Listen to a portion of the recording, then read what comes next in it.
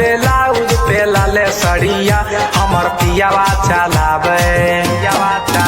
हमर पियावा चलावे डीजल गाड़ी।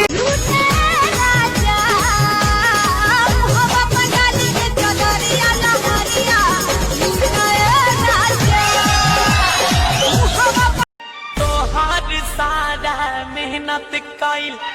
पानी के जैसे बह गइल हमरा के राजा माफ करी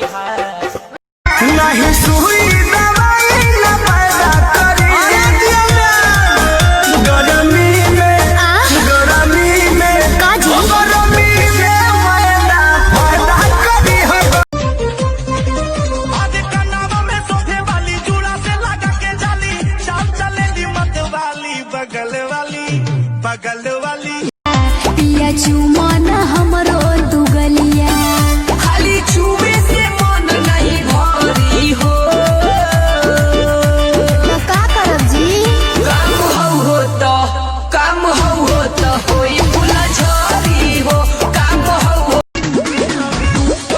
देहिया पथता कलाई ले आवा देवरू दर्द के दवाई और सूत गइली सैया से रतिया चपक के सास पिए बीड़ी ससुर पिए गांजा सास पिए बीड़ी ससुर पिए गांजा दुबई में बड़ा राजा जानी तू तो दुबई में बड़ा राजा जानी। एक मुलाकात में बात ही बात में उनका यूं मुस्कुराना गजब हो गया। ये पागल दिल मेरा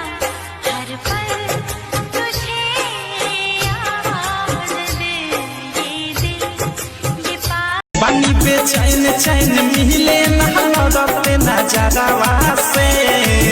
दिल लागल बा हमारे सखी रे रखिला से माल मिला के कहियो दोपहरिया में तोरा मजा